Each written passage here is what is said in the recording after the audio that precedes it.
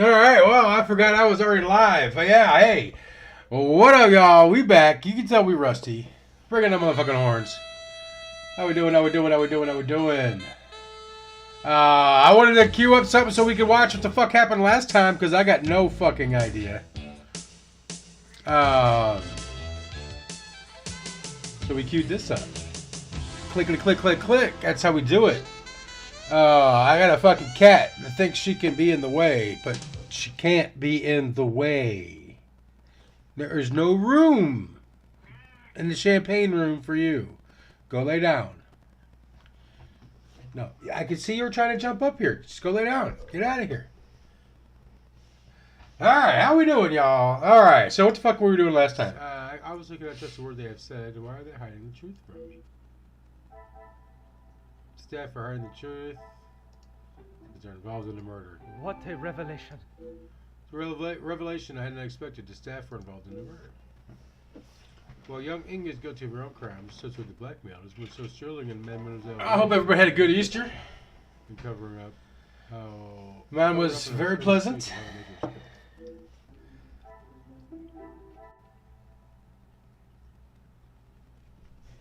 See, there you go, fish. Where are you gonna go? Where are you gonna go? You're comfortable there. The staff are already suspicious to begin with, but this confirms. Don't meow at me. Are all the staff members involved?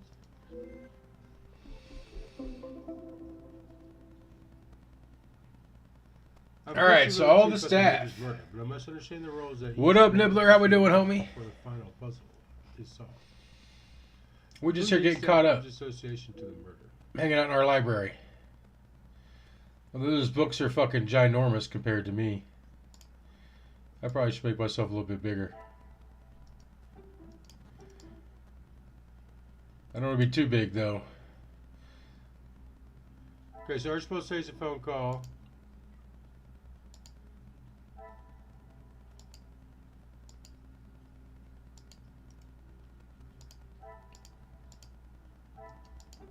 No, there we go. He went up behind me. Hey, hey. It's almost like we know what we're doing here over here.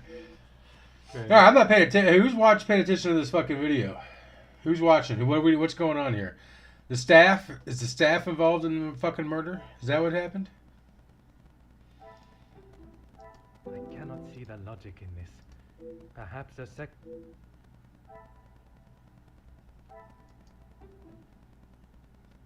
I think that's what's going on. Let's just get right into it. I guess technically it's not right into it.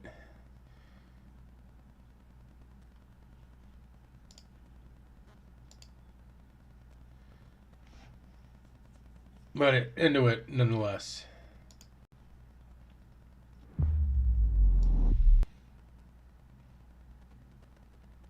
Alright, Blazing Griffin.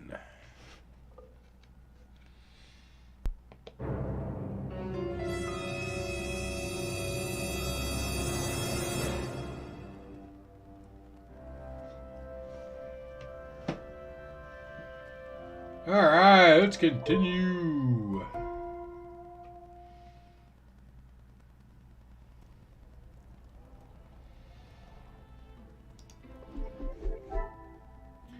Alright, whatever, we're done there. Alright, investigate the murder. Oh, yeah, we have a link we gotta do. That's probably not a good thing for us to jump right into.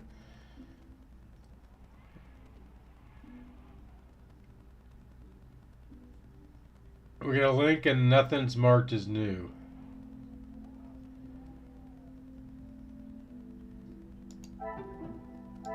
Another success. Oh! I never doubted myself. Rena was covering and Archibald staged the phone call because the phones are down. It's right. Remember, the phones are out.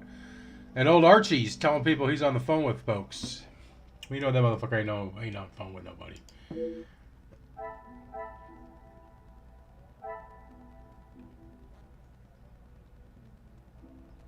Alright, Elizabeth is the murderer.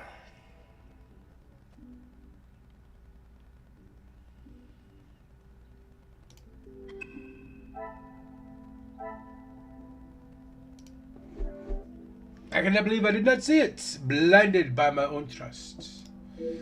When I look back now, the truths were there, staring me in the face. I spent my time chasing connections between the guests. Their motives and agendas were more than enough to raise suspicion, but were distracted. Did we just beat the game in the first fucking 5 minutes? What I still cannot grasp is why. I promised myself that fateful day in the capital I would not let my judgments just steer me in a drift. Once again, it is I left looking the fool.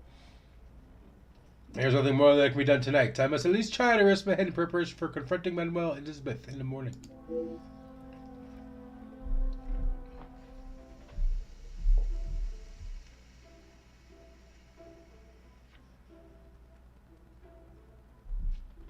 What in the world? Has an elevator escaped and it's its way to the second floor? It sounds as though it is coming directly from above me. But it is the storage room. Oops, that's right. Forgot we're not playing disco.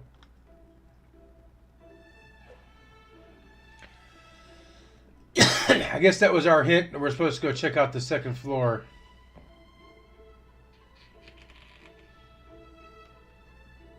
Storage room above us. I say it every time we play it. Poirot's red fucking kicks are dope.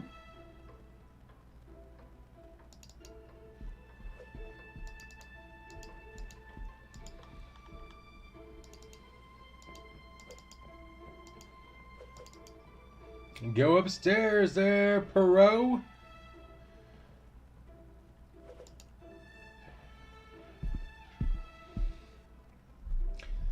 Man, he checks some steps out like he's a fucking drunk trying to go up.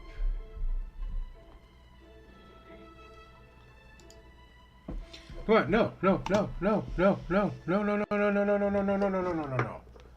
Alright, you want to say hi? You want to say hi to everybody? Say hi then. No? You just want to interrupt stream and not say hi. And you're just going to look there. Look all innocent. Like you don't want to look up at the camera. You don't want to look at me. You're just going to sit there. And look like you know you're in damn trouble. Because you are in damn trouble. Yeah, see, Nibbler's saying hi to you. You can't say hi to nobody? Go on. You're looking at the microphone. Say it. Come on. I can grab your tail. I don't make you talk. That's for damn sure. Alright. These guys are going to get away. It's going to be Fish's fault.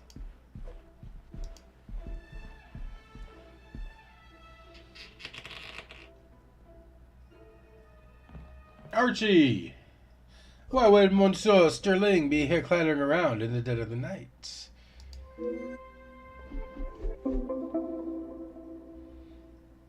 Archibald is up in the middle of the night making some amount of noise. I must find out the extent of his behavior.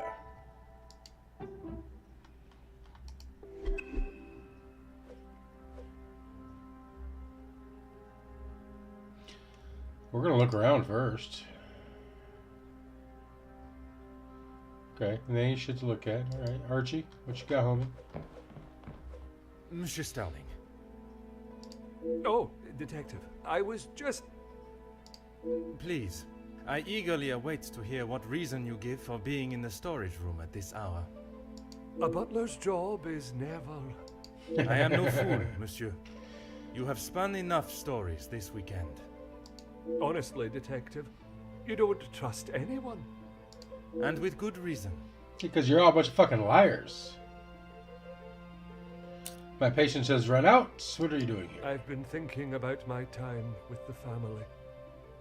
I often think on fond memories, but it does not take me to a storage room in the middle of the night.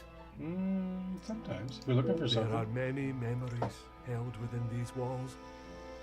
I just wanted to see them again. Monsieur Sterling sounds as though he plans on leaving the house. It sounds as though you are moving furniture in here. You have done nothing but deceive and abuse your position in this house. Both you and Mademoiselle Rihanna risked your freedom to help Elizabeth. I didn't realize the noise I was making.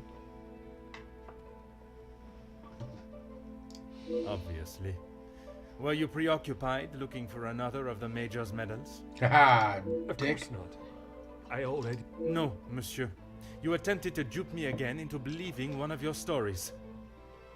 That's a fact, Jack. Yes, detective.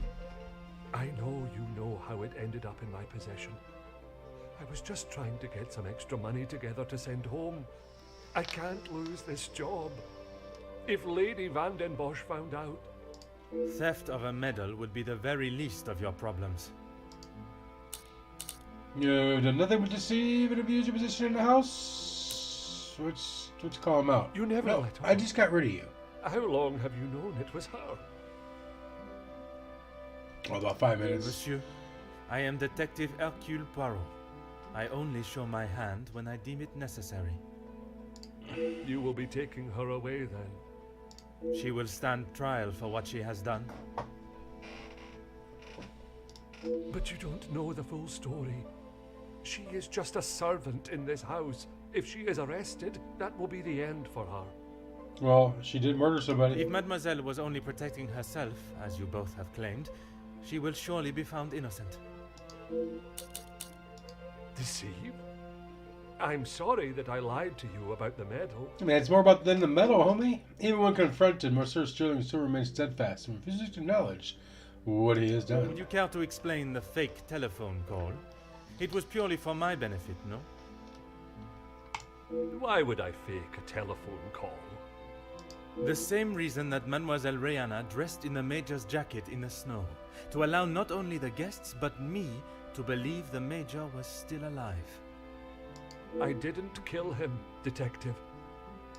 I know, monsieur. But I also know that you helped the one that did to cover their tracks. It wasn't like that. We were just trying to help. She had no part in it. And still, explain what you're doing, The bro. Major's military storage box. The one that stored his medals. Amongst other things, yes. And those other things are? I had to protect her. If you found it when searching the study, you would have carted her off then and there. Whatever it is you have hidden, it will not remain that way for much longer. He's also hiding something. I should perhaps conduct my own search for instead, relying on his cryptic messages. I need a moment.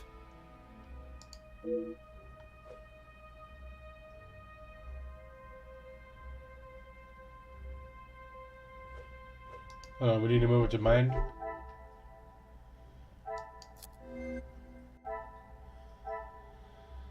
There's more to the story. He hid items. He implies he's leaving amidst the cover-up.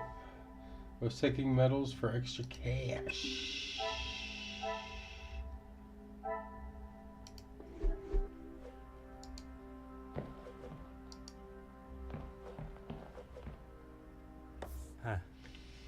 One of the many saint carvings from around the house, abandoned in a box. Why is this saint carving in here?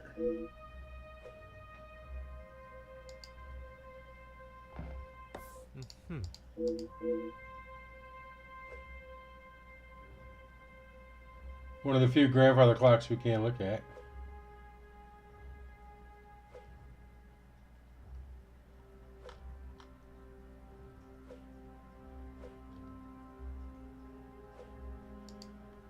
Is that it? We just look at that thing?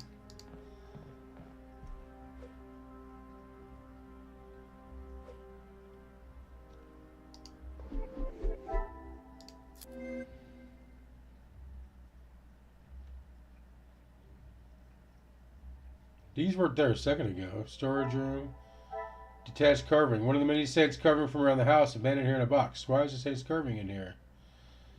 Van den Bosch secrets may be in the hidden room. We never found that hidden room. What a revelation! The detached carving may relate to a door in this room. That would explain Archibald's presence. Secret room accessible within storage room. Some would say a lucky guess. Hey, we're gonna find that secret room after all. I thought we could have found it earlier if we would have talked to that lady earlier. But maybe not. Hid rooms and inspect the storeroom to advance the investigation.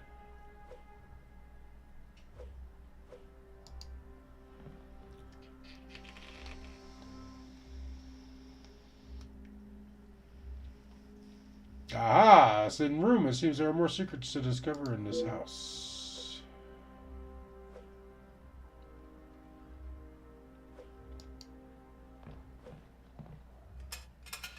Aha. Letters and keepsakes.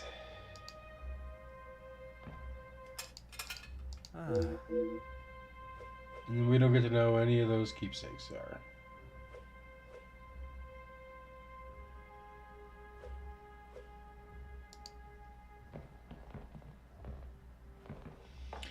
Expensive looking lighter. It appears to have, unfortunately, been through a war. Come, my little gray sails. I believe we know something about this mystery.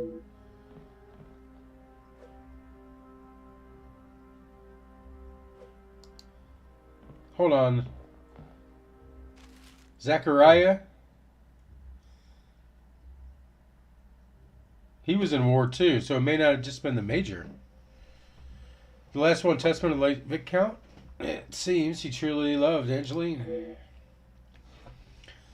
I declare that I, Viscount Edmund Van den Bosch, of Saturn Mound, alas, will express my wishes without undue influence or duress.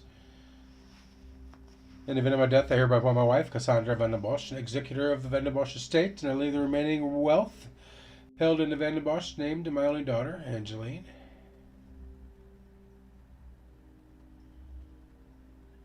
The executor of the estate and the remaining wealth to Angeline. Okay. Any outstanding debt expenses of my last illness, funeral expenses, and administration costs are to be paid from the Van den Bosch account at the National Bank of Belgium. Angeline, you are the apple of my eye, the brightest star in the sky. Never allow your light to fade for even a moment. My wife Cassandra, thank you for the many joyous years. We have laughed, we have loved, and we have brought the most precious of gifts into this world. I trust that you protect her and prepare her for a future full of opportunity and hope.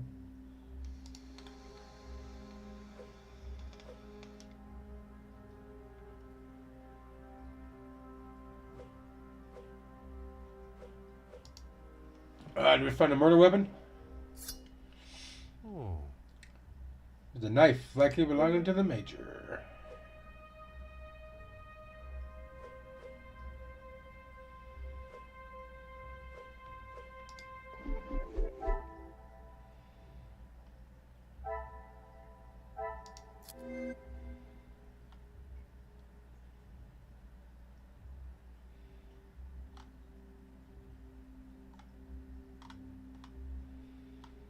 Alright, what do we got here? We got the box.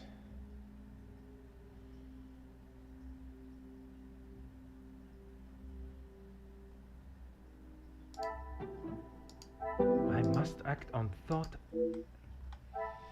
Oh, they got a knife too. I forgot about the knife.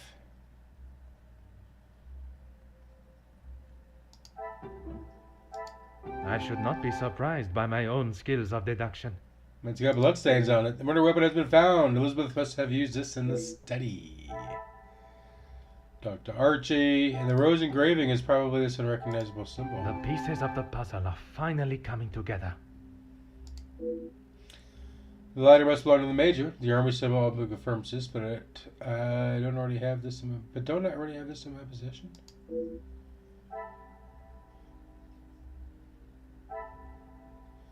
Letter must belong to the major.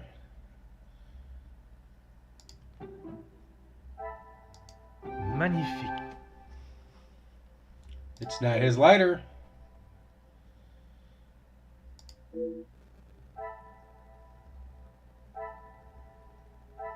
Dr. Archie.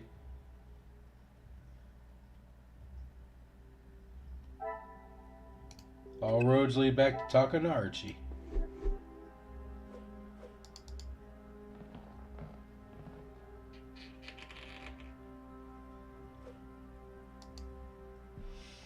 I guess we call him Bald. There is no use lying anymore. Yeah, that's right. When I inspected the garden yesterday, I found a lighter I assumed belonged to the major. He always had his regiment lighter that he received in the war on his person. And yet, it was not his regiment emblem that was engraved on it. My father's. It must have fallen out of my pocket. You still have it, Detective. Monsieur, you have stashed evidence, manipulated a crime scene, obscured my investigation, and yet it is a lighter that you worry about most? If it is my path to end up behind bars for what I have done, so be it. It is Elizabeth that you cannot allow to be locked up without the truth being told. I have heard how you fought for that young maid before. Florette, is it? I only ask that you do the same for Elizabeth. Though the cases differ greatly in severity, I can envision the similarities in how Mademoiselle Elizabeth will be treated by those in positions of authority or local standing, even before she is tried. It is my oath as an officer of law to uphold justice and fairness. Mademoiselle must be given the chance to prove her innocence before the courts as any other suspect. The absent murder weapon. You found it. Even the secret area that has been created here is not concealed enough to stop Detective Hercule Poirot. I mean, you watched us go in there, bro. Did you think we wouldn't find the knife in there? Like, what the fuck is wrong with this guy? I couldn't just leave it at the scene for you to find. The Major was killed by his own knife. The knife that protected his life during the war would eventually be the one that ended it. It was in his holster when he attacked her. He had hold of her arm. What else was she meant to use to get him off of her? I can't imagine the Major would have given his knife up easily. She must have been in close proximity to reach it. Perhaps he did attack her, as she claims. She didn't plan any of it, Detective. She was only defending herself. Was he getting a little handsy? That is what Mademoiselle told you? She did, and I believe her. You think you knew the Major, but you had no idea. He was a monster and had more secrets than all of us combined. That may be true, but that does not excuse what she has done. Put yourself in her shoes for a minute. If a man like that had attacked me the way he did Lizzie, I would have done a lot worse to him.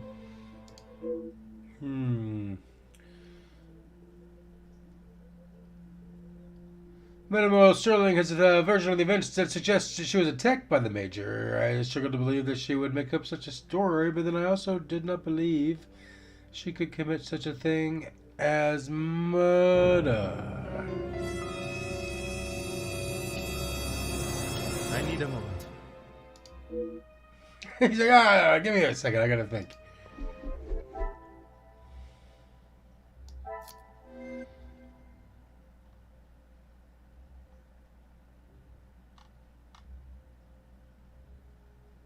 Well, used letter from the garden belongs to Archibald. I cannot see the logic in this.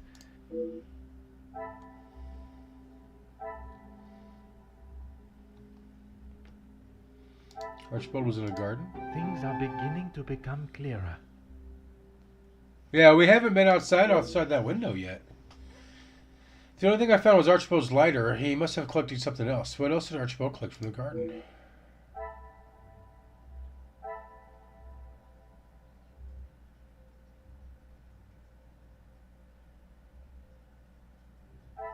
The murder weapon?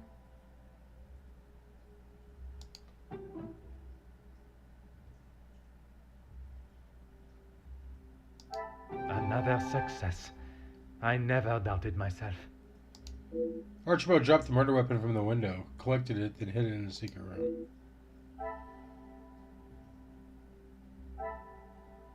Dropped the window, knife out the window. Yeah, because the window was open.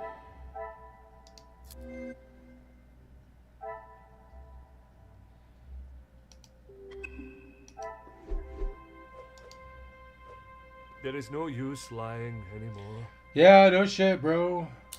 It was you that I saw in the garden last night. When you asked me yesterday about seeing someone out there, I thought the game was up. That does not explain what you were doing out there.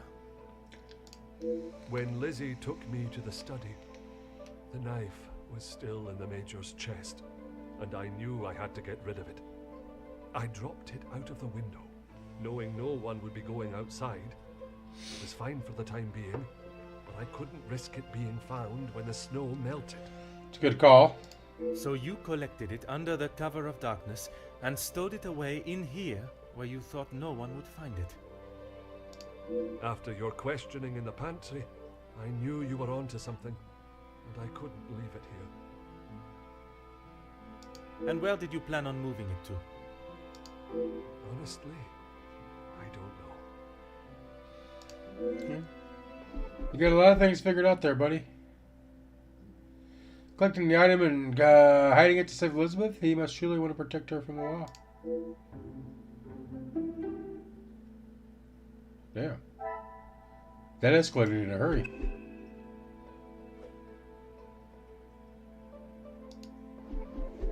Now what?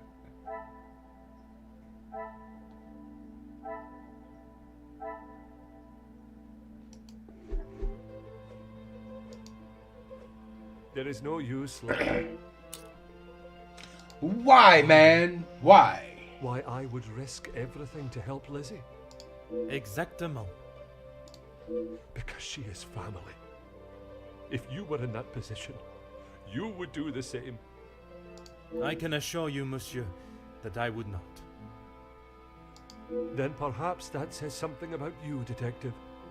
I would do anything for her. For any of my staff. Even if it means crossing the boundaries of the law. Well, duh, he already did. Without question. The links that one shows certainly will go to protect someone he considers family is admirable. But when those links break the very laws that are in place to protect the innocent, they cannot be ignored. I asked that once your morning duties for the ladies of the house are complete, Mademoiselle Rena and yourself wait in the staff quarters. Aye, Detective. But please, you have to help Lizzie.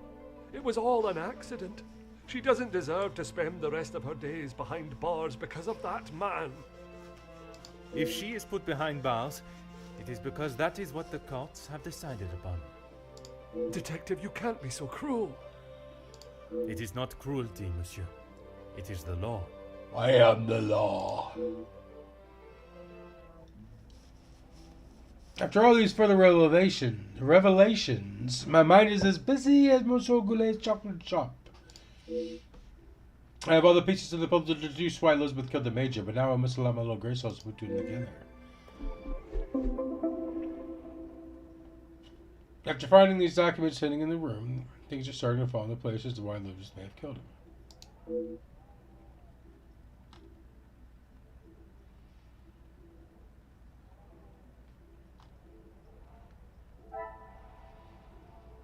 A letter that orders the dismissal of the Major. Dishonorably discharged.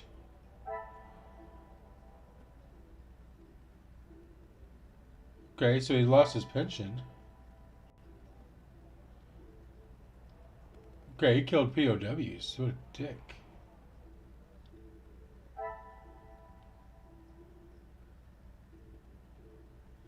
Okay, he got his canteen. War map. And the guardsmanship of Madame.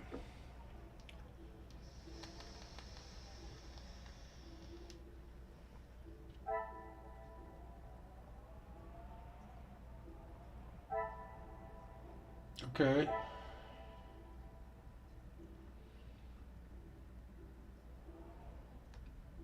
Alright, he was building a militia.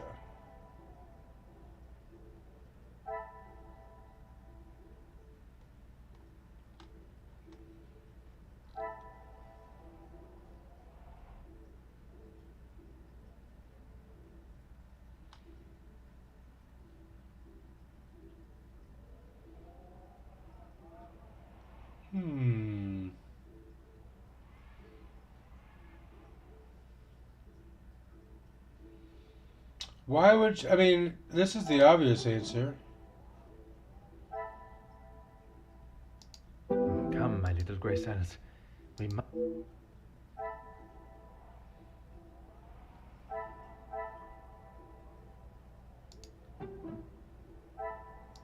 I must take a different approach if I am to uncover the truth.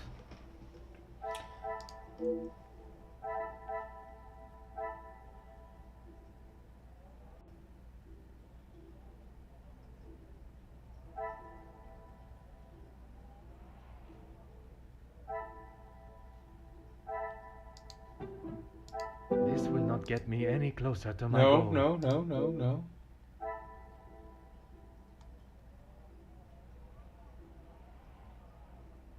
Okay, so it's those four.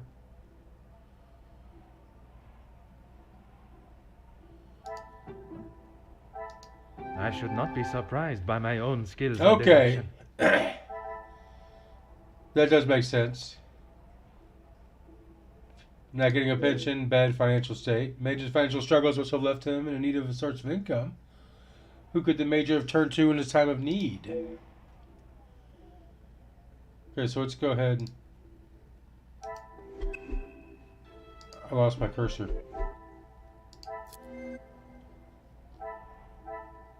Alright, and that's what he was being blackmailed Some over. would say a lucky guess. Because he I killed some would say a POWs. moment The Major was of kind of a genius. piece of shit. This information would have destroyed his reputation if unveiled, a strong motive for blackmail.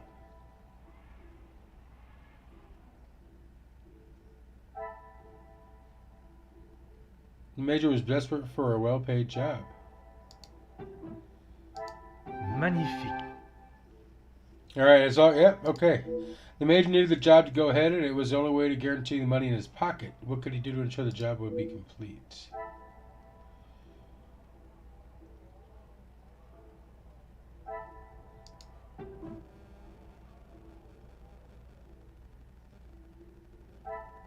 Order and method.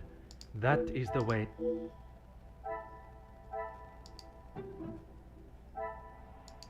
Is there something I... What a revelation. Okay. To secure his payment, the Major must have ordered the attack at the strikes. What were the consequences of the Major ordering the first attack? Alright. Things Luke. are beginning to be... Luke died. Luke led to the death of Luke for all his greed. Who would have been the most affected by this? Major's orders led to Luke's death.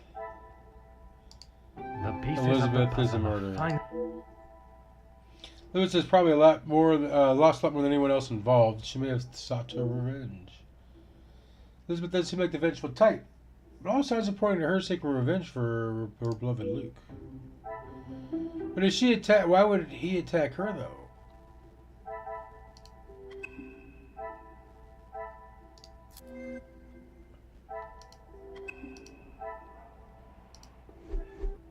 I am to confront Mademoiselle Elizabeth. I must be at my best, and my little grey cell is at the most alert. It is at least time to try and rest.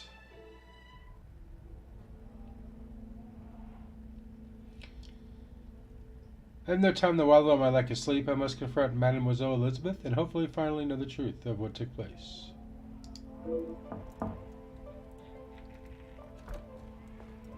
Detective Poirot, I'm glad you're awake.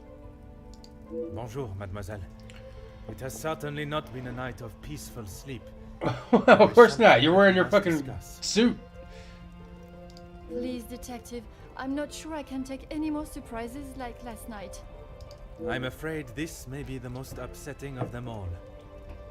You have found Felix's killer, haven't you? Oh, I have. And the guilty party will certainly come as a shock. I take no great pleasure. Please. It was Mademoiselle Elizabeth that was behind the Major's death. You must be mistaken. Elizabeth could not do such a thing. I assure you I am not. It is something I spent much of last night deliberating. When you spoke of the telephone lines being out of order, it made me question the conversation I thought I had heard Monsieur Sterling make with the Major before connecting the call to him. But it hasn't been working all weekend. Exactement, mademoiselle. That is when I knew I had once again been lied to. On my way to speaking with Monsieur Sterling and Mademoiselle Rihanna, I met Mademoiselle Elizabeth. She was meant to be resting in the staff quarters. She has not been well. I am afraid that was yet another lie, orchestrated to keep her from incriminating herself. Why would you think that, Detective? I only managed a few words with her before we were quite abruptly interrupted by Monsieur Sterling. I must admit, he has a habit of speaking over the other staff. It was much more than merely disturbing our conversation. It was done with the intention to prevent Mademoiselle saying something that she should not. So, Elizabeth killed Felix, and then Archibald helped her cover it up? In its simplest form, oui. Oui. I have heard it directly from the horse's mouth. You have spoken with Elizabeth already? Did she admit to it? Not Elizabeth, but Monsieur Sterling. Were you not woken last night by the tremendous amount of noise coming from the storage room? I wasn't. What were you doing in there, detective? It was Monsieur Sterling. No, it wasn't me, bro. Come on now. I was taken by some surprise to hear anyone awake at that hour. What on earth was he doing? He claimed he was merely reminiscing of his time with the family. You don't believe him? No. It did not take long for me to uncover the truth of why he was there, and the location of the Major's murder weapon. Did you know the hidden area within the storage room? Hidden area? A room that held all of the Major's secrets. I had no idea. Did you discover the reason for his blackmail? I did. Were you aware he was dishonorably discharged from the army? Dishonorably? What does that mean? It means he's a piece of shit. I will not hide the truth from Mademoiselle, but I will try to be as delicate as possible with the news of the Major's prior actions. I'm sure you're aware of Monsieur Zacharie's troubles he faces from his time in the war. Yes, Gideon told me about the conversation you had. It is really quite upsetting. Zachariah was adamant of the Major's cruelty during the war, but the extent was not known until now. He killed a number of prisoners, men that were friends of Zachariah. Surely not. He would not do such a thing. They must have been trying to escape. I am afraid not. They were in fact unarmed. How do you know, dude? Oh, detective. It is the reason he was So all that discharged, paperwork? denied his military pension, and I believe the reason he fled England. He had been such an important part of my life for so long, but I feel like I hardly knew him. So Sterling was adamant to Mademoiselle's innocence. Innocence? You said it was she that killed him. It was her hand that held the knife, but he was quite insistent it happened in self-defense. In all of the years I have known her, she has barely even raised her voice. I cannot believe she would do something like that out of malice. The whole truth cannot be known until Mademoiselle Elizabeth has told her story. I allow my perception of her character to conceal any thought of her involvement. It seems I am not the only one. Time has come to confront Mademoiselle. Will you allow me to be present? I think that is an excellent idea. I hope your presence will calm her and will perhaps allow her to speak more freely. Please, detective. I know she has done a terrible thing, but I beg of you to give her the time to explain herself. I will offer Mademoiselle Elizabeth the fair trial that she deserves, as I would with any suspect. Thank you, Detective Poirot. Would you bring Mademoiselle Elizabeth to the study where we will not be disturbed? Of course, I'll find her immediately.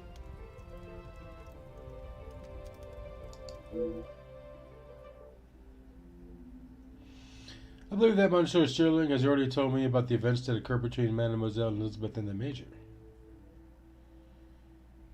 I do not believe that she would have had to do what she did if he had not attacked her and pushed her to the point where she feared for her life. I must listen to her story, the truth, and then only then can her punishment be determined.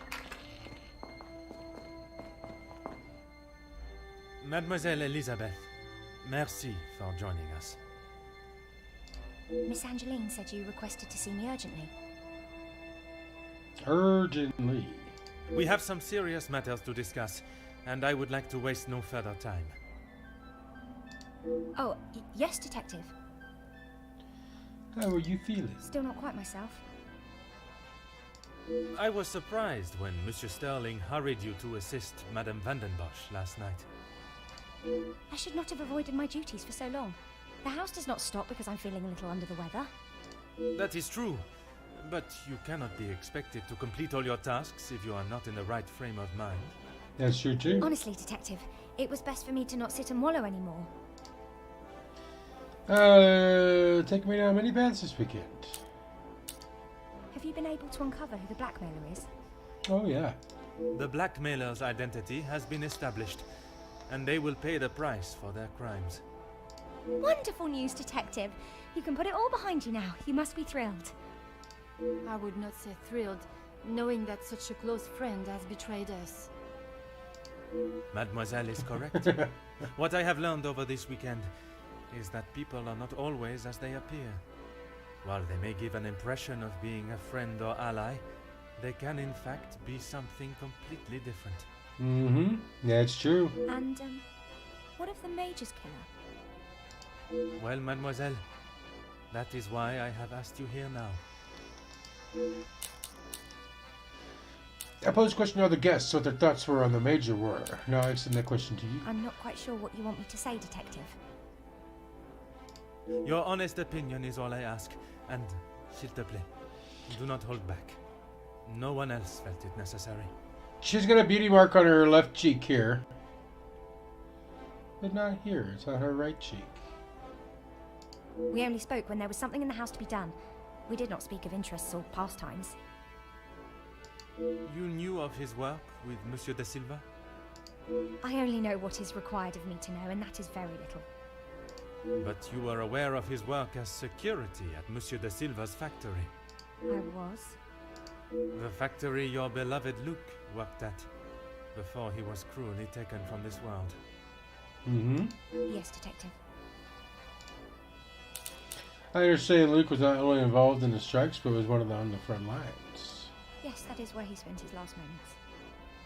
Standing shoulder to shoulder with his fellow workers. The resulting riots were a terrible tragedy. One that I hope we will not have to see or experience again. Something that could have been avoided had the Major and his team done what was required of them. Nobody deserved to die that day. Not my Luke. Do you blame the Major? Detective, what kind of question is that? It is a straightforward one. He... Mademoiselle, if there is something you wish to tell me, now is that time. I'm sorry, Detective, I just don't know how to answer it. Let us consider what we know of the Major. He fronted the militia that attacked the workers at the strike. You were aware of this? You finally had someone to blame for Luke's death. Someone conveniently located in the same house, alone in his study. Mm-hmm. No, Detective. It wasn't like that. Tell me what happened with the Major on the evening of his death. I was only in here trying to prove what I heard Mr. Beckers say. I was going to report him, I swear. Miss Angeline, you believe me, don't you? I want to. I am still trying to understand it all myself. Why don't you start from the beginning? I was delivering Miss Angeline's dress to her room when I heard Mr. Beckers arguing with the Major in his study. Okay. They were ever so loud.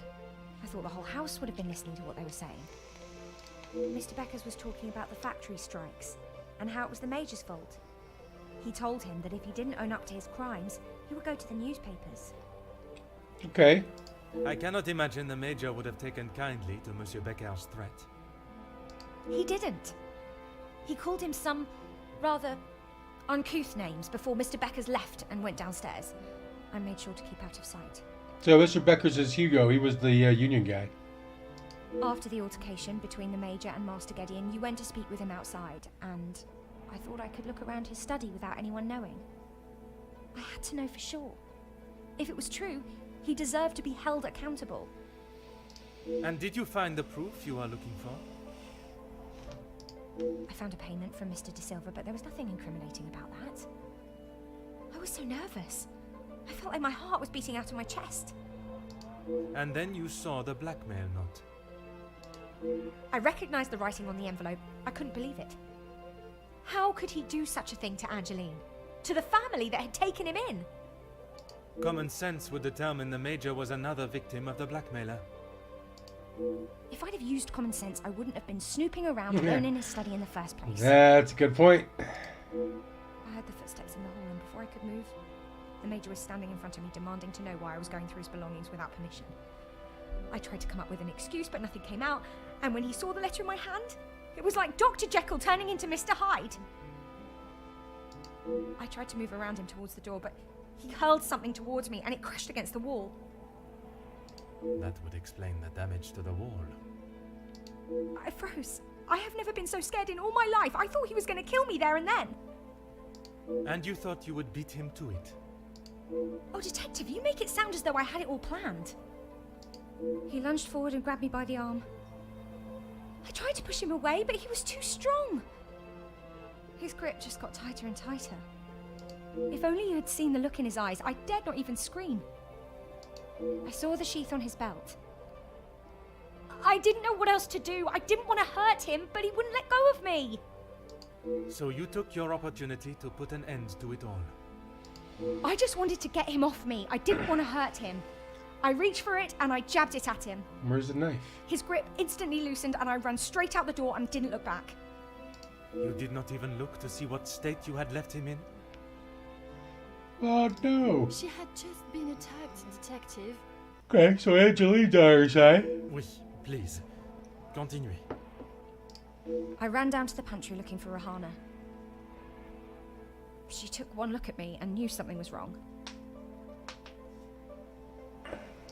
I explained to her what had happened and she went to find Archie.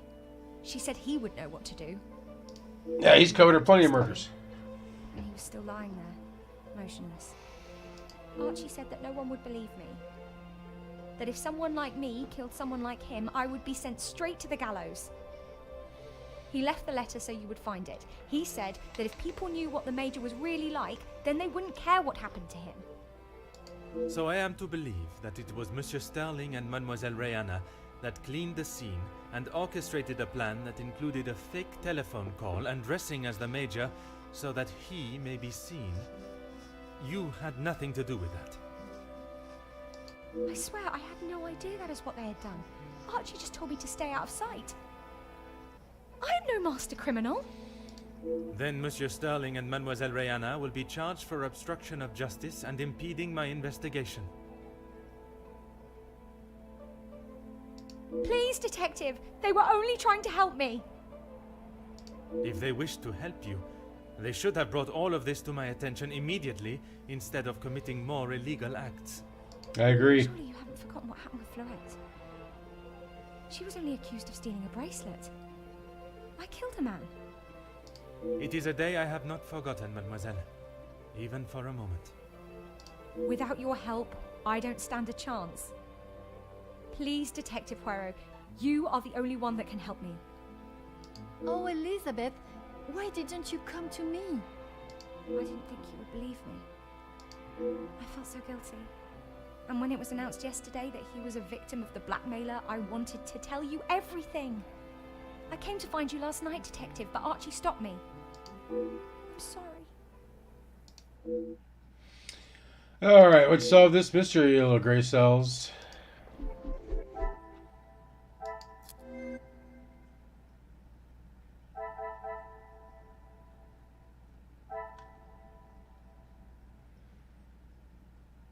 Alright, that's the why. I cannot see the logic in this. No. Perhaps a second look at the evidence in front of me.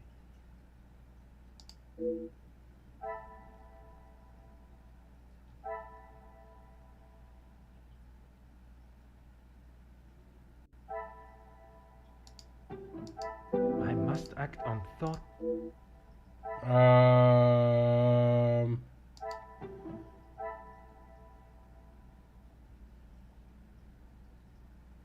I must take a different approach if I am to uncover the truth.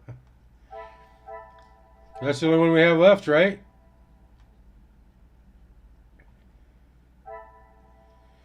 Letter she sent protecting Cassandra was threatening indeed, and Jackie seems unable to determine her secret.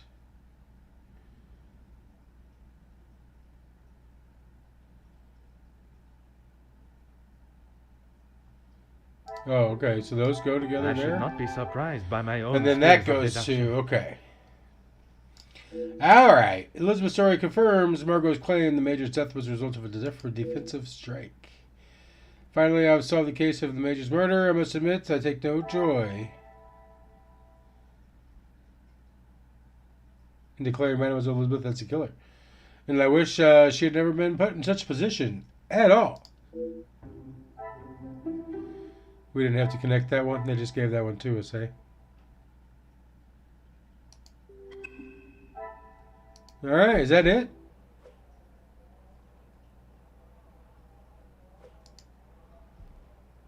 Yes, of course, detective. Pardonnez-moi for a moment, mademoiselle.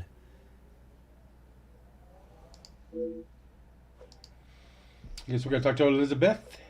Oh, yes, detective.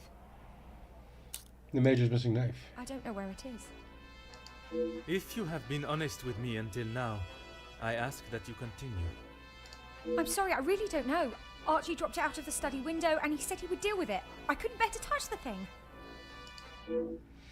I had the knife in my possession. I believe that Mademoiselle's reaction. She does not know what became of it. She is unaware of the efforts that Monsieur Sterling and Mademoiselle Rihanna went to mask what she had done. Sterling was denying when he said he would do anything for her. S'il vous plaît, wait in my room. Please, I was only protecting myself. I didn't want to hurt him. He just wouldn't let me go. Oui, mademoiselle. I know.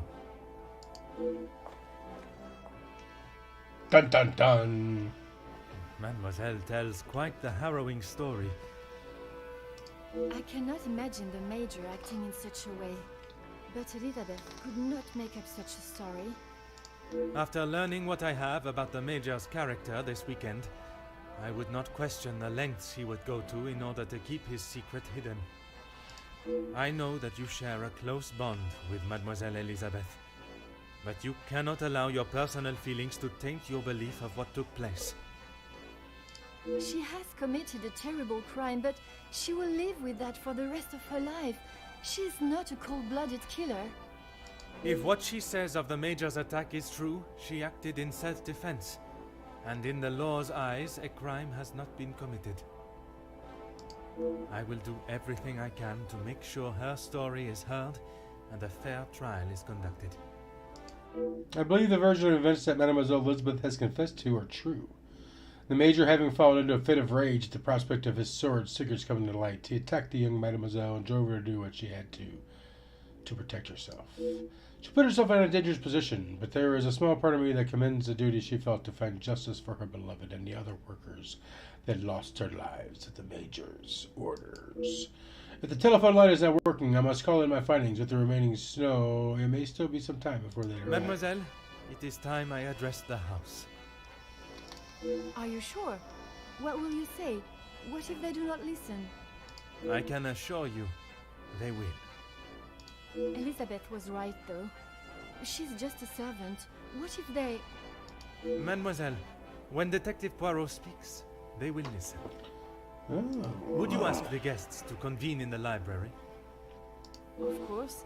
And what of the staff? I have told Monsieur Sterling to remain in the staff quarters with the others.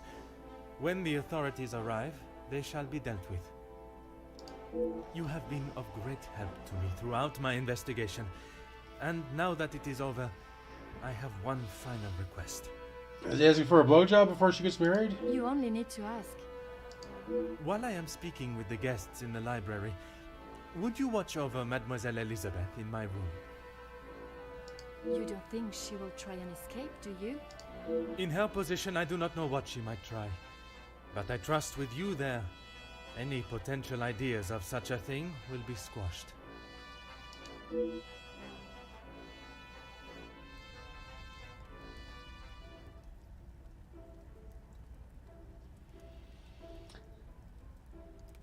The denouement? Detective, you have spent more time making us sit and wait for you than anything else. Oh, this Madame bitch. Vandenbosch, if you think I have spent my time focused on anything besides uncovering the Major's killer, you are sorely mistaken. I'm sure you will be eager to share your findings with us then. All in good time, Madame. Firstly, to understand the truth of what has occurred this weekend, one must know the timeline of events that not only preceded the Major's death, but succeeded. We are all well aware of what happened before, Detective. You can save your breath. You are only aware of what the guilty parties wanted you to believe. But now I shall apprise you to the true events. The reason for us all being here, you know. The altercation between Monsieur Demire and the Major, you know. The body of Monsieur Hagen was found while we were all sat enjoying a most delicious meal. That you also know. But what was kept from us all was that his body lay on the study floor for far longer than was thought. It was that servant. She found him. S'il te plaît, monsieur. It was indeed young Inga that found the Major's body lying lifeless in the study. So it was Inga. her. Monsieur, I will not allow for any further interruptions. I return to the Major's You body. go. If we are to believe the scene that we were presented with, the Major must have been killed during the first course of our meal, a meal that none of you left, even for a moment. Speaking in the evening, you all confirmed one another's alibis, and although there was doubt in the validity of some, I confirmed that they were indeed all true. What I could not understand was how a man came to be found dead, and every guest accounted for at the time of death. That is until I questioned the latter. Monsieur Beckers, I shall now allow you to speak. You saw the Major smoking a cigar in the snow. Is that true? It is. His eyes are glowing False. bloodshot. You saw what you were meant to see. Someone in the Major's coat standing outside, giving the illusion that the Major was still very much alive. Monsieur da Silva, on the afternoon of the Major's death, do you recall hearing a telephone ring? Now that you mention it, I have not heard a single ring all weekend. Correct. The telephone lines have been down for the duration of our stay, meaning the telephone call that was received and promptly directed to the Major's study was yet another act of trickery and deceit. But it did not end there. When I entered the study for the first time, it was obvious someone had already been there and falsified the scene to stage a burglary and clear away important evidence, including the murder weapon. What followed was an investigation that had already been hindered. But even those lengths were not enough to derail me for long. I think we have all had enough of your self-praise, Detective. Perhaps you would like to tell us who killed him now? Can't figure it out? Madame, as I'm sure you would expect, it is not as simple as that. What many of you do not know is the discussion that was had between the Major and Monsieur Beckers earlier that day. What has that got to do with anything? I told you I didn't kill him. That I know to be true. What you do not know is that it was not only his ears that heard your spoken words. I hope you are not implying I had something to do with it. No, madame, there was another. Mademoiselle Elizabeth. You are all aware that the Major was hired by Monsieur de Silva to front the security during the workers' strikes. What very few of you know is that it was the Major's order that instigated the vicious attacks on those unarmed men and resulted in numerous deaths, including Mademoiselle Elizabeth's fiancé, Luc. Monsieur Beckers confronted the Major, declaring that he was to hand himself in. That is what Mademoiselle Elizabeth overheard. Now, knowing the truth, she waited until the Major was away from his study. After he stepped outside following the confrontation with Monsieur Demire's fist, it looked to be the perfect opportunity, or so she thought. The Major returned and found her looking for the proof she required to hand him over to the authorities. If the maid bumped him off, why hasn't she been arrested? The events that followed in the study are not those of a cold-blooded murder, but one of a young girl that had no other option but to protect her own life. Sounds to me, Detective, like you have taken a shine to this young girl and would rather protest her innocence than arrest her for murder, the crime she has committed. Jeez, this is gonna make for a juicy story. Mademoiselle, I ask you this. You have seen the Major's anger before, oui? What if I have? How do you think he would have reacted if someone was to find proof that he had committed a terrible act, and that, if made public, would surely result in his incarceration? Exactement. It is quite a story you have told, Detective, but all I have heard is that Elizabeth overheard a conversation blaming the Major for her fiancé's death, and she murdered him in revenge. A servant killing a man that is as revered as he was. She will face the noose. I am not denying that a man has lost his life, but it is not the crime of murder that you all believe. While the Major did not deserve to die in such a way, it was his actions towards Mademoiselle Elizabeth that drove her to defend herself in any way she could. Mademoiselle Elizabeth will be punished, but we will let the law decide the severity of her punishment. She has played you like a fiddle, Detective, acting the innocent victim.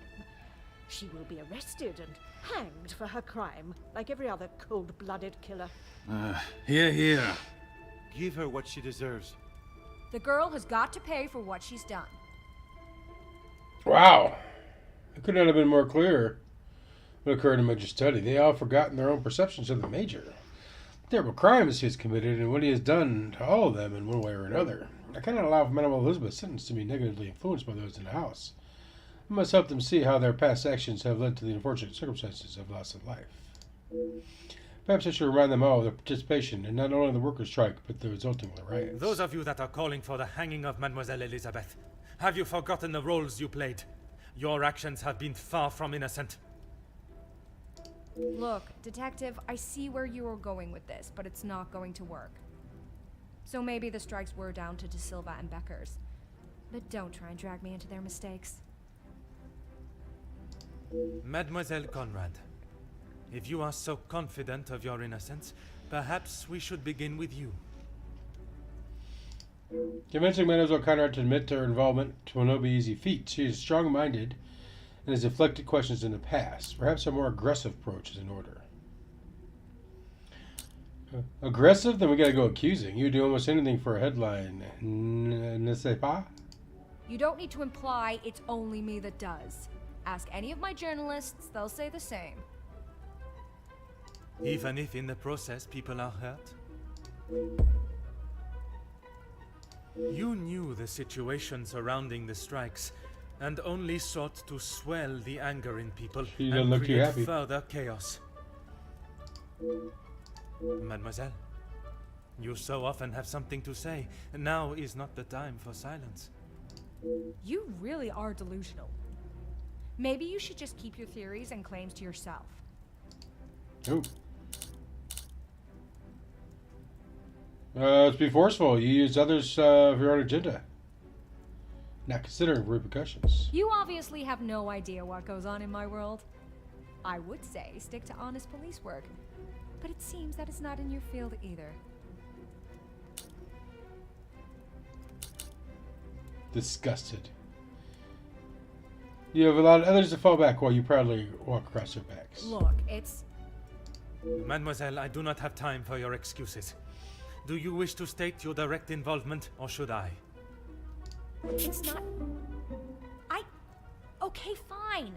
Yes, the story was going nowhere. There was a deal on the table, and it was going to be done and dusted.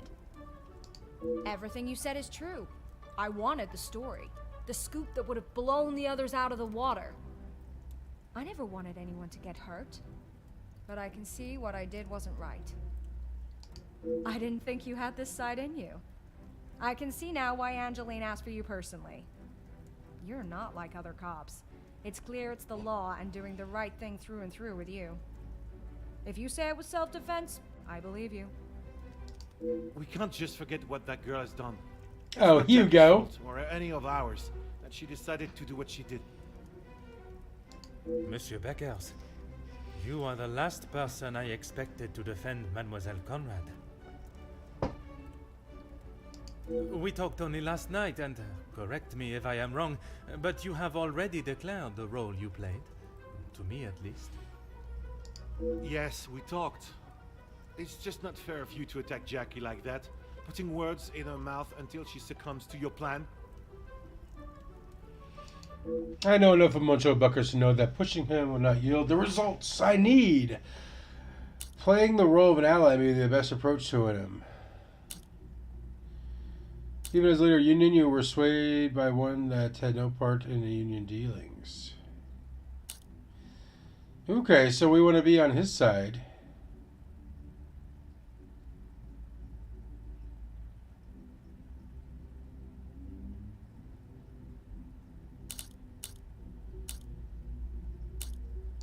Detective, I'm afraid you are misunderstood. That is not how it was. It was not my intention for things to escalate as they did. Got lucky there. I could not have predicted that would happen. I imagine they're going to get harder. Jackie was documenting everything to do with the strikes. She wanted our story to be heard and wanted to know how I was handling the negotiations. And they were handled by yourself? Naturally. If I cannot handle simple negotiations, I am not fit to be in the position I am in. Mademoiselle Conrad swayed, influenced, and manipulated your every decision. You take great pride in your work. Are you proud of the decisions you made during the strikes? Which one's friendly?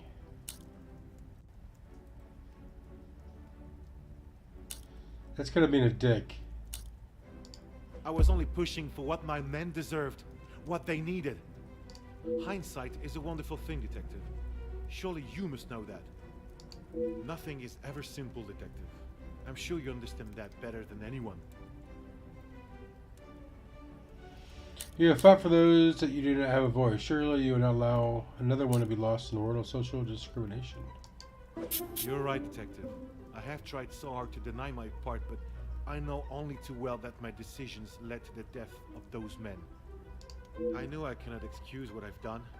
I just want you all to know that I am not a hateful or malicious man. I only wanted to prove that I was the right man. I have lived in other shadows for so long. I thought I would be able to finally step into the light and be the one that everyone remembered, not forgot. Monsieur da Silva offered me a deal and I turned it down. I thought I was doing right by the workers, but it was only myself I was thinking about. What more proof do you need? He said it himself. I made a generous offer to reach a resolution, and he turned his nose up at it. Man, fuck this guy. It was not that simple, though.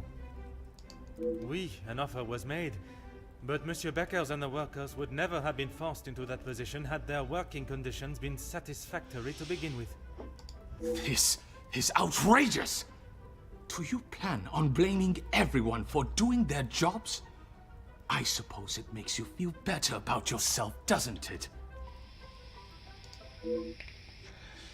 Although Monsieur da Silva eventually opened up, he was defensive when we discussed the matters of his blackmail, and that was a private conversation behind closed doors. I can't imagine he will be forthcoming in front of the other guests. He's going to need some convincing to admit his faults again.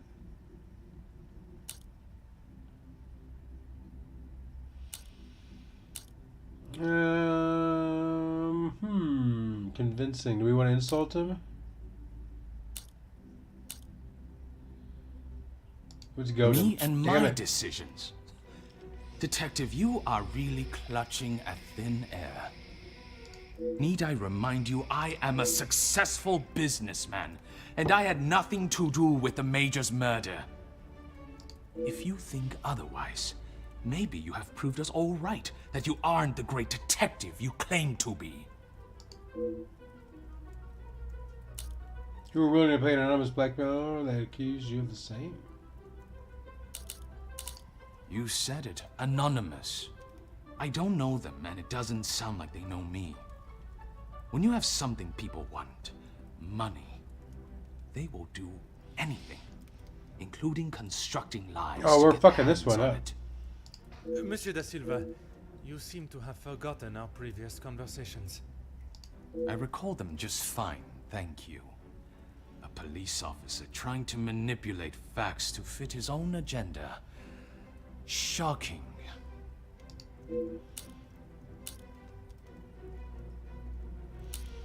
Claims of abuse against your staff and the hiring of a militia. Those are the facts that have been twisted. Is that what you plan to Fuck! do? Accuse us all of something until we feel enough guilt that we agree to allow the girl to walk free. The events that led to the Major's murder are not as simple as you have tried to convince yourself. I have uncovered what initiated both the murder of your workers and of the Major. It is you that refuses to accept the truth. Apparently anyone can become a detective now.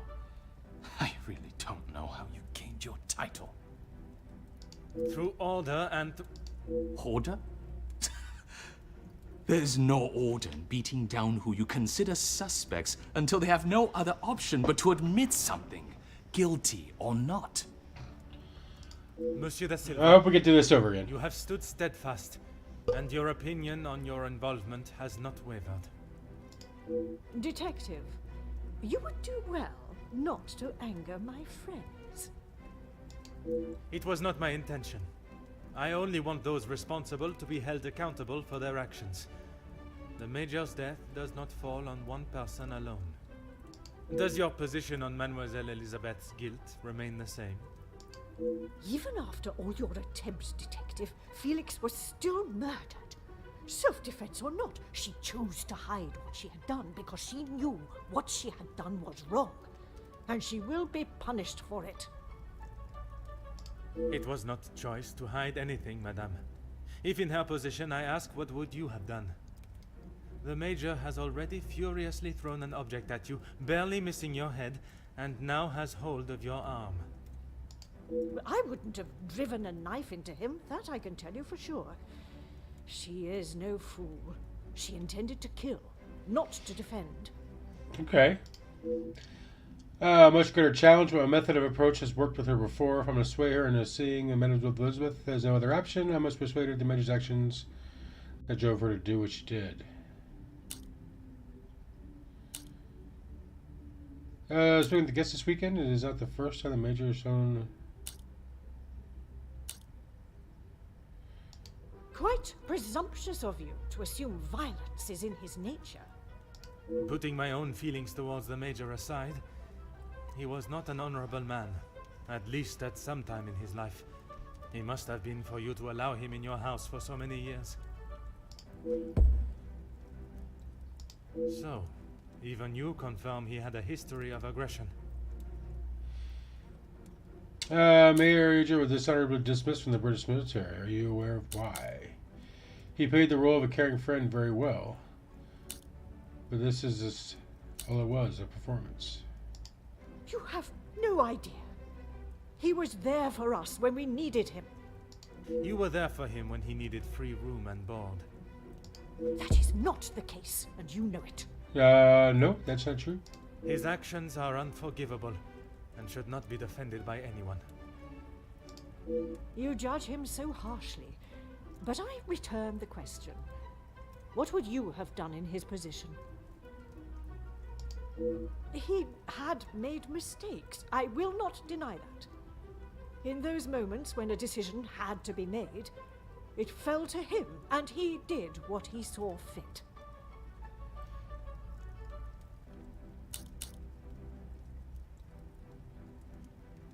And what of the mistreatment that you received from the Major? You cannot justify that.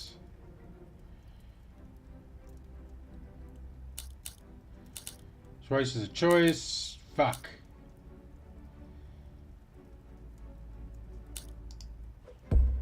Nice. We're gonna kiss her ass. S'il te plaît, madame. I ask that you consider everything you know of the Major carefully. He was not always like that. The man that I called a friend would never have done what he has. I cannot allow another innocent person to be punished for his vicious and barbarous behavior. You have seen the Major act in a similar manner as I described before, haven't you? What was the outcome then? You have convinced me that I am wrong, in both my opinion on Elizabeth's punishment and in the friendships I keep. Is that not enough for you? Yeah. Not when a potential crime has been committed. Two of her closest friends are one's a blackmailer, one's a fucking piece of shit. Punished for it. He was just a boy. I told him to stop, but he was like a wild animal. The confrontation with Mademoiselle Elizabeth was not the first time he has come close to killing another. It was following the officers' ball. A young man, no older than 16, stopped us on the street, begging for some change. Felix pushed him away, but he was persistent. He only wanted a few coins. Like a flash, Felix snapped and wouldn't let go of him. He would not stop punching him. I have never seen anything so brutal. But he was never charged for the attack. Felix called the captain at the station and said that the boy had tried to rob him, and he was merely defending himself. Mm-hmm. The boy was thrown behind bars without a second thought. It was a full week before the bruises on Felix's knuckles finally faded. And even after witnessing such a brutal assault, you still support him. You still believe that he had not attacked Elizabeth. The days following, he showed no signs of remorse, no apology to him or to me.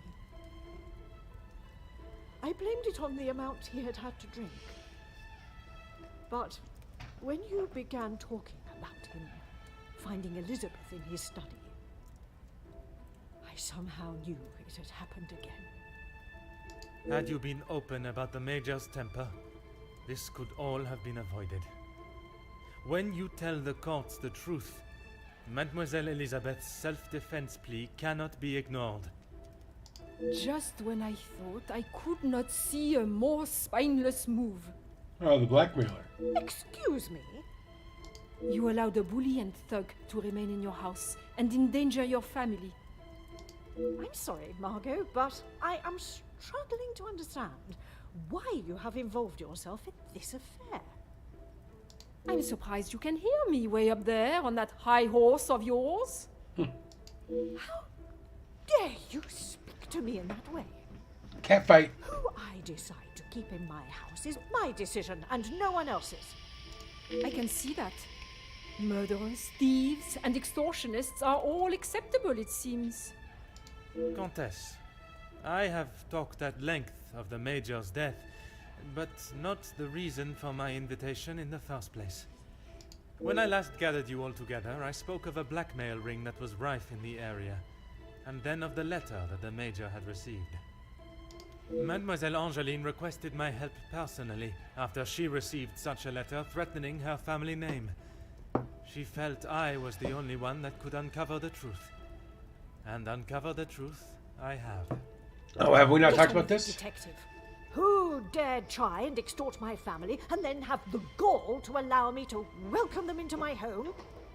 If it was not for the honesty of a young servant, I would perhaps still be looking for the For goodness sake, it was me. Margot, how could you? While it looked as though the Countess was helping the young women at the shelter, she was in fact only finding them positions of employment in wealthy homes to gather information on them and learn secrets that she would ultimately be able to use against them. Monsieur da Silva fell victim to her network of moles and was in turn blackmailed. It was quite the prosperous setup you had, knowing that they would not be prepared to lose their social standing if a secret was to find its way from where it had been hidden for so long. That cannot be true, Margot. How could you do such a cruel thing? That is rich, coming from you. You are one of my oldest friends. High and mighty, Madame Van den Bosch. You think you can do what you wish when you wish it and there will be no repercussions. You are as bad as all of them. If I do not get a straight answer out of you, I will march you to the police station myself. I'm surprised it took the Major this long to start living with you. He must have been on the edge for some time. How dare you speak to me like that? In my own home. A home you share with the father of your daughter for so many years, and she still remains none the wiser. You have no right. Maman. Angeline? Have you heard what she has admitted to? She is merely trying to make herself... Is what she says true? Felix, he was my father? That is the secret that the letter was talking about, isn't it? You told me that we had nothing to hide. Detective Poirot, were you aware of this? Oui, mademoiselle. But it was not my place. Hey, Baxter, what's happening? I don't understand. What about father? Your maman betrayed the love of a good, honest man and played away behind his back and then kept it hidden for all these years like a lady of the night with her client list. You will say no more. Angeline, I... Did Felix know? This is not an appropriate conversation. He knew, dear girl. He knew the whole time. Oh, my bad. It is only dear Edwin that was blind to their deceit. You will not talk of him like that. You will not talk of him at all. If I don't, who will? You never deserved him. You don't even deserve the memory of him. Comtesse, there is something that you still have not explained. What more is there for her to say? How long were you in love with the Viscount for? Got her! Is that true? We were destined to be together. And then you turned up. And I was all but forgotten about. But you were nothing more than friends. And you made sure of that, didn't you? From the day you arrived, it was all about what you wanted and what you had to do to get it. You didn't consider Edwin at all. He was just a purse to you. I loved my husband, and I miss him every day. Loved him enough to stray? Both of you, no more. Please, Angeline, let me explain. Maman, I do not wish to hear anything else from you. Not even your own daughter wants to hear your lies anymore. Cassandra Van den Bosch, all alone. How dare you!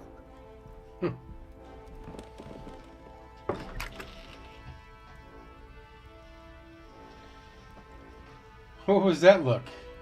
While I feel a sense of satisfaction and pride in solving both cases, there is still a part of me that is reluctant to revel in triumph. I am content with the unmasking of Comtesse de Vos as the blackmailer, and knowing that she will pay for her crimes. But it is the justice for Mademoiselle Elizabeth that worries me. She will stand in a court of law, and I can only hope that they can see she acted in self-defense. I must trust that our legal system and justice will prevail, and a fair sentencing will be given. Well, we got 3 out of 4. In protecting her own life, she took the life of another. Perhaps the guilt she must live with is a greater punishment than any sentence she can receive.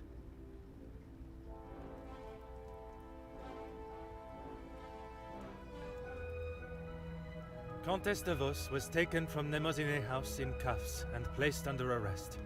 Although she initially tried to plead her innocence, Inge, along with a number of other girls that the Comtesse had found employment for, came forward and made full statements. She was charged with 5 counts of blackmail and extortion, and sent to a house of corrections, where she will have a new life to become accustomed to. Monsieur Sterling and Mademoiselle Rihanna were also reprimanded for their participation. While they may not be facing time in prison, tampering with a crime scene and obstruction of a police investigation are certainly not something that houses and new employers will look positively on.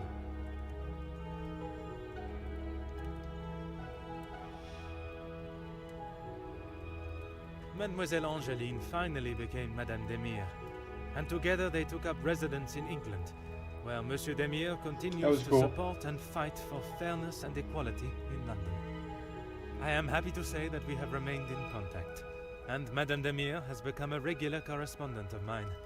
And the latest joyous news is that they are expecting a child of their own. Aw. Madame van den Bosch showed compassion that I had not seen in her before. She stood in court and gave a truthful and genuine character reference of Elizabeth, as well as describing the Major and the atrocious crimes he had committed. After Madame van den Bosch's secret was revealed to the world, her position in the social hierarchy was no more, disappearing in a moment. While she still resides in Belgium, I believe she has had to adapt to a far more modest way of life. A humbling experience for her, I am sure. Following her actions in the courtroom, Angeline believed that her maman still had a place in her life. Although they are on different sides of La Manche, they remain in contact. That's Mademoiselle good. Conrad left Nemozinet House the same way she entered, confident in herself and audacious in her opinions. Her report of the Major's murder at the house and the surrounding blackmails became one of the most talked about stories of the year. While there were certain details of her own involvement that did not make it to print, she was really quite complimentary about the detective at the heart of the case. Aw, fuck Monsieur de this guy. Silva tried to continue in his position as factory owner and business entrepreneur, but after his accounts and business dealings were investigated following the details of his blackmail being made public in Mademoiselle Conrad's article, his illustrious business empire began to crumble and is now facing an international corporate investigation. Monsieur Beckers stepped down from his position as union leader, accepting that he was no longer fit to represent the workforce that, in his words, he had let down on a scale of unmeasurable proportion. Although he is no longer the voice of the workers, he continues to support them from behind the scenes. Monsieur Zachariah and his brother made amends, and returning to his family home, and after sobering up, he was able to find the help that he required. I understand that he is now helping fellow soldiers with similar conditions. Good for him. And Mademoiselle Elizabeth, she stood before a court, and while the proceedings were deemed controversial, the charges against her were dropped. Nice. The reasoning of self-defense was accepted by the presiding judge. Madame van den Bosch's testimony, along with Mademoiselle Angeline's declaration of her good character, was enough to show that it was not in Elizabeth's nature to act in such a violent way. The abundance of evidence against the Major, and his violent and cruel nature, including his appalling acts during the strikes and the war, was more than enough to prove that Mademoiselle Elizabeth had no other option in that situation but to defend herself in any way that she could. With the new arrival of Madame and Monsieur Demire's child next year, they have agreed to give Elizabeth the opportunity to return home to England. Oh, that's take up cool. a position in their home as nanny.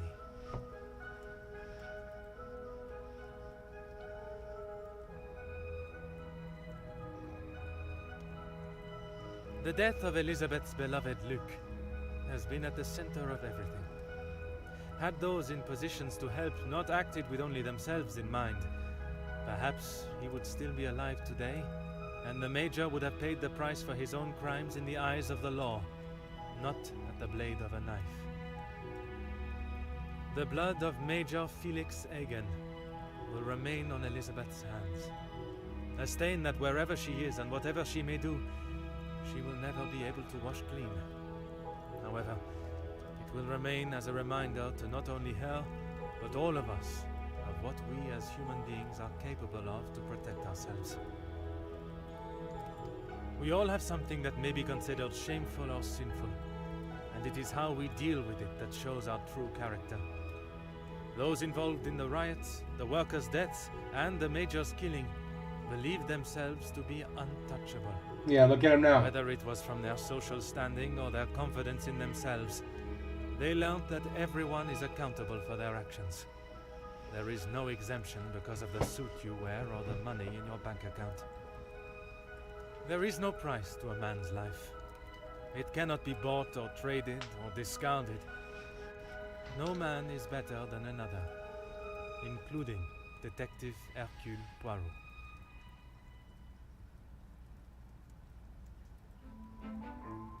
And that's it, y'all. Another Mystery Sunday.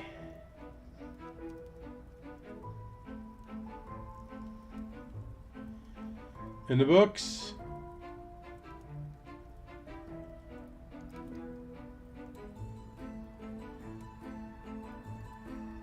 I'm gonna start with the COO and the CEO up top.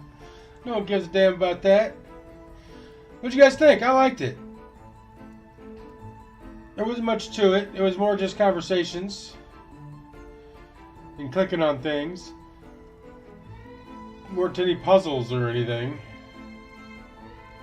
You know, I don't know what's next.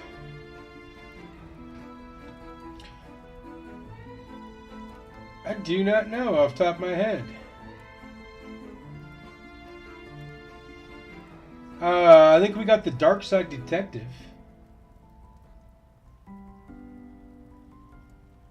Not the Dark Side Detective, the Shape-Shifting Detective. It's one of the... What is it, FMP?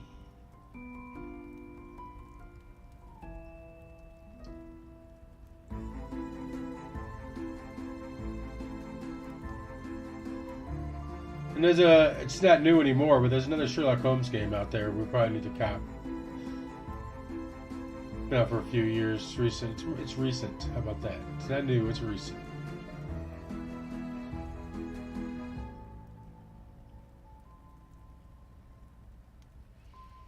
Will de Renzi Martin played old Poirot. Joshua Manning played the Major in Archibald.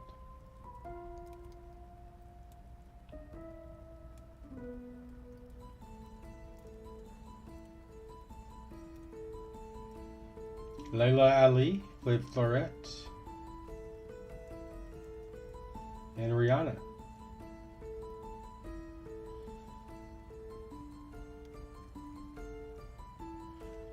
So the guys that played in English just had French accents. They didn't really know French, huh? Okay. Alright.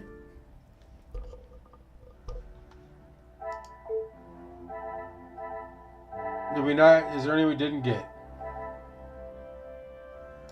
Oh, we missed some paintings in the Great Hall. Oh, we missed some windows. We didn't take a break?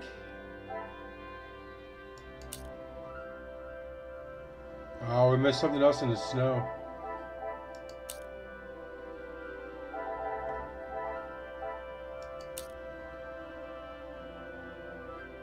Yeah, I remember that one. That's the room. Not too bad, though.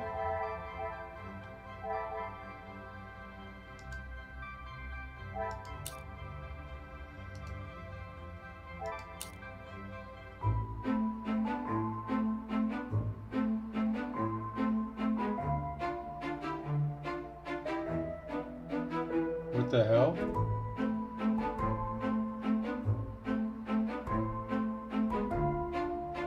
What did we click on?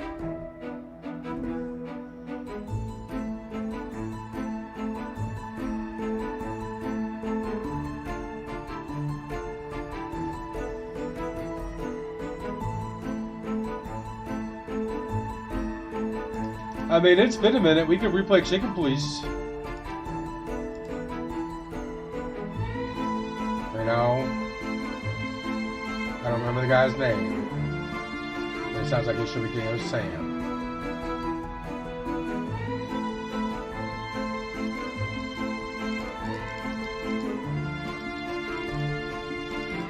We're stuck in this, whatever this is. I said maybe the shape-shifting detective. And then Nibbler's throwing out Chicken Police. I want to replay Black Sad too.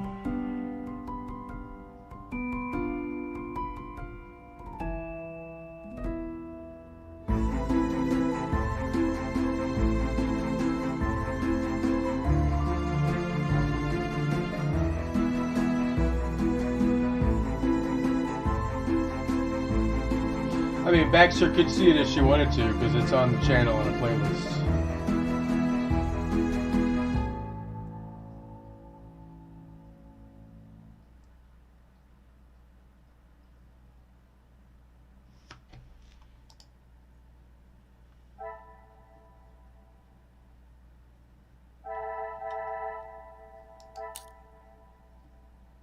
You know, concept art.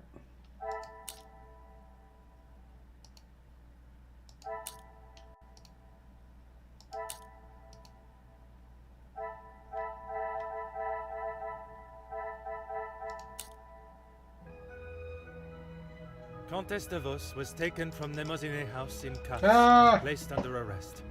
Although she initially tried to plead her innocence, Oh, Inga, man. along with a number of other girls that the Countess had found employment for, came forward and made full statements.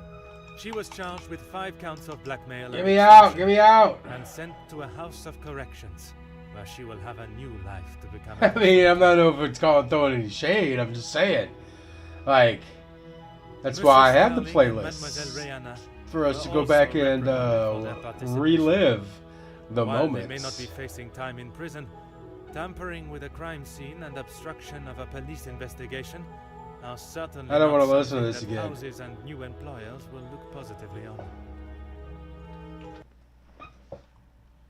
Alright, it's still going. Let's take a look at the old Steam library. What do we got here?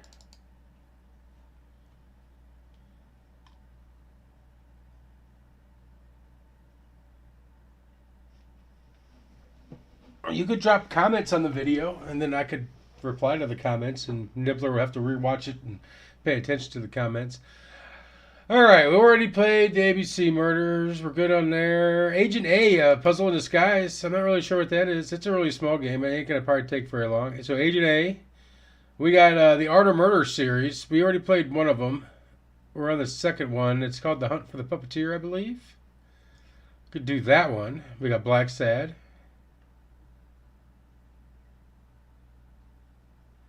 I try to reply to comments that people leave on the videos. I do. We got Black Sad.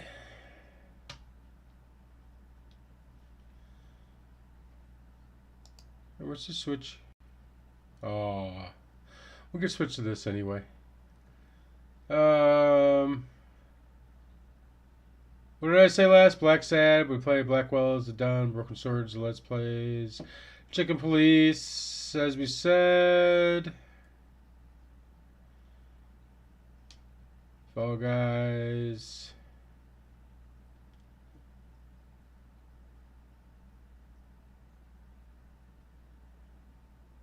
You're gonna test me on that, eh?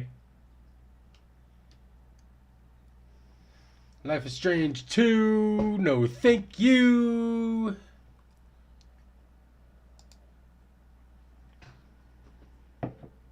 The Paynes Creek Killings. What is this?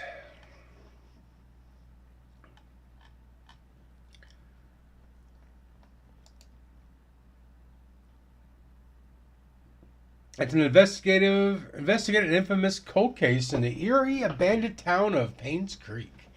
Search for evidence, connect the dots, and uncover who killed Vivian Roberts. Can you expose the truth behind this town's dark secrets? It's got very positive reviews.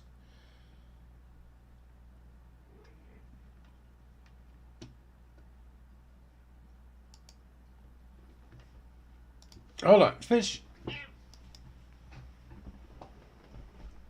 Out of here. I cannot see the logic in this. Perhaps a Killing a... We want like a trailer.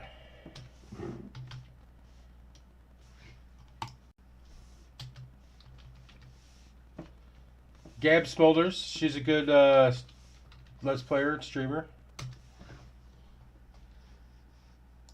Let's see what this shit's about.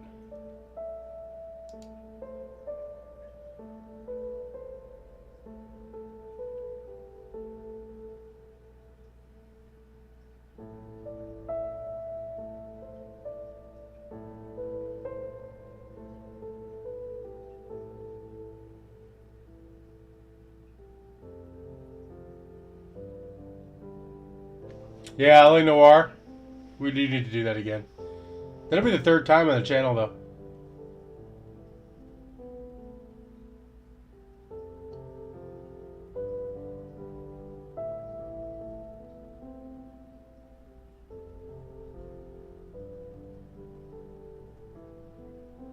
How far will you go for the truth?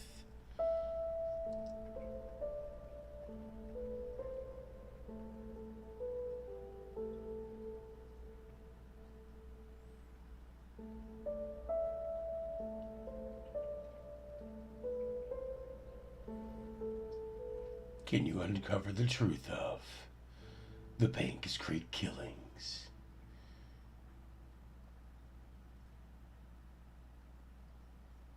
It does look a little creepy.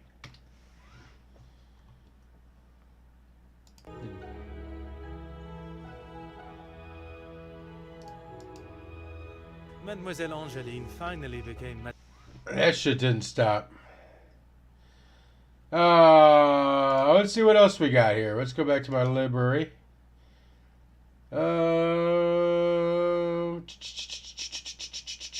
Sam and Max are technically cops. They're a what do they call themselves? Freelance police. So we could play it in the Sam and Max games. Let's see how this one looks.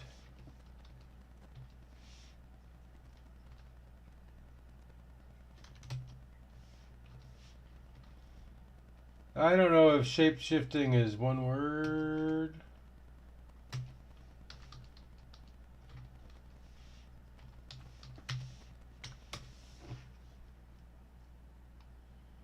Here we go. Investigations into the murder of 21-year-old Dorota Shaw are continuing this evening. Miss Shaw was found dead in her home at approximately 10 p.m. last night. I thought she was a bit slutty, to be honest. You're going to a town called August. This town is fascinating. I don't think August is ready for any more strange. August is basically our hellmouth. I'm Violet. Welcome to the guest house. Find Chief DuPont. You should probably go and speak to the chief. Chief Inspector DuPont. What's she told you? You need to learn when to keep your mouth shut. Look, if it's about the pills, I already know. He's gonna think you're someone else. Who are you? Who are you? Who are you? This That is it. is who you are now. What are you doing in my house? Get out now before I call the police! Stay the hell away from me. You have one job. How did you hear about that? Don't Are you a shapeshifter? get I thought I saw myself. caught. There's a shapeshifter in the guest house. August's gone crazy tonight. Do you see what I see? People look like tiny rainbow outlines. Just a dead girl who looks alive. Aliens would be normal right now. I mean, I wouldn't kill any odd whores. I'm not Jack the Ripper. Sam. I'm going to kill you, though. I want to go back in time. I want to make better choices. I hear the chattering of teeth and the glee of insects waiting to feed on me. I'm sorry. That was in bad taste. Okay. That looks good. A replay of the OG that got me hooked. What got you hooked?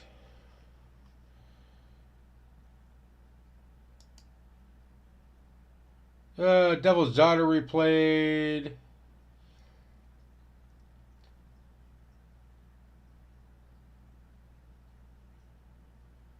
Oh, Disco. We literally just finished that, though. We do have one more Tex Murphy, the Pandora, or the Pandora Directive? Something like that.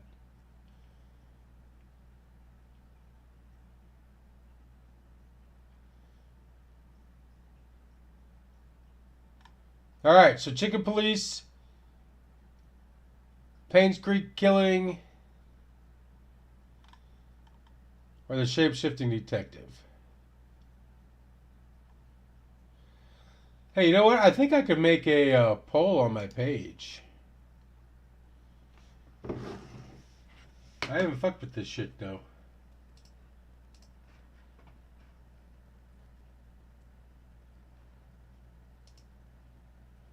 I'm going to create a post. And on this post, can we make a poll?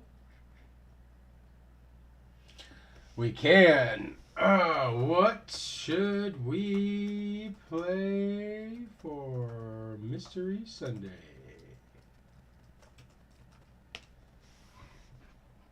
And it'll be a text poll. We got option 1.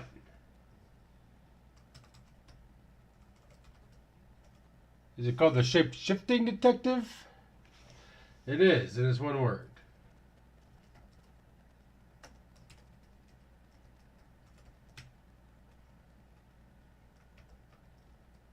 And it was a Payne's Creek killing, right?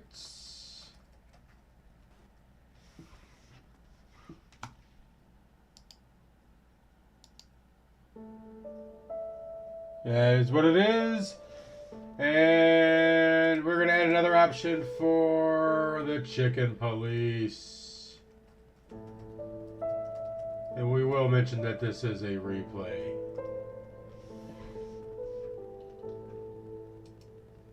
Alright, I got no clue how you guys can get to that post. Check the community page on my channel, maybe.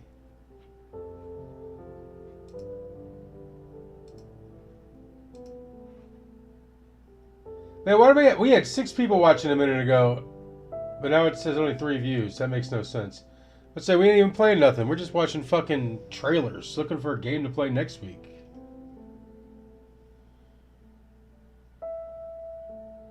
Well, polls are fun. Baxter, participate in the poll.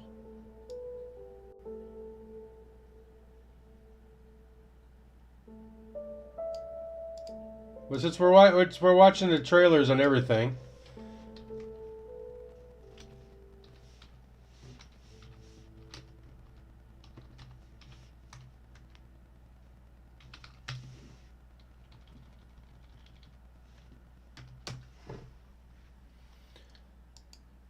There you go, Baxter.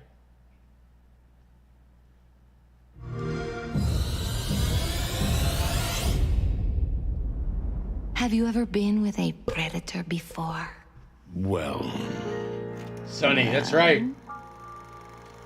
Small case. We'll wrap it up in no time. What kind of case? The kind of case where if you come with me right now, you're not on duty anymore. What a pleasant surprise. The roaster copper's in person. Clucking hell. Get yourself together, bird. Hey, is that how you greet 2 old friends? Hey, I'm not joking, Sonny. I got a shotgun under the bar. Whatever happens, never fall in love with that woman. 20 stunning cutscenes. That's exactly what I was thinking. You see, what the hell could have happened here? Fucking hell. The last clucking color left this city years ago. And slowly I'll turn gray, too. Not even you can see the world as that black and white. The 9 o'clock show. With a glass of cheap bourbon. And the red gown. With the silent music. Every day the same. Please, don't be scared. I'm just really excited. The giraffe's head was off the screen.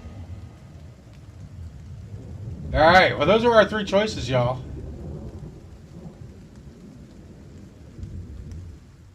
Fucking hell. You could probably change it. I don't know if you can or can't.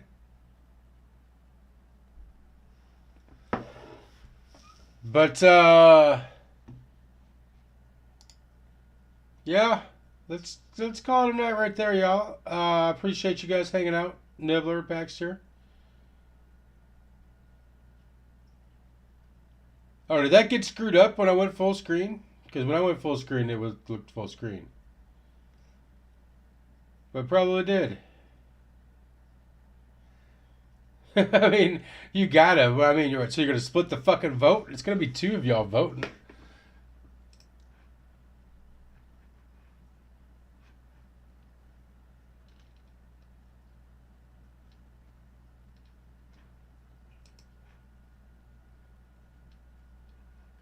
Aha! It's 50-50. Like I said.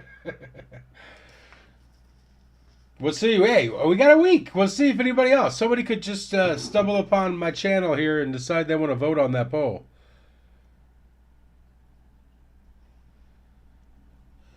But you never know. We'll see what happens. If nobody votes for any of them, we're going to play the one that nobody votes for.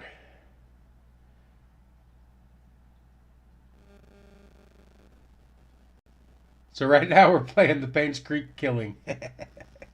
Which actually, that looked like it was going to be kind of hard. Because there seemed like there was a lot of puzzles. And stuff. Alright, y'all. Well, I appreciate you guys being here. Drop a like if you haven't already. Drop us something for new. I'm out.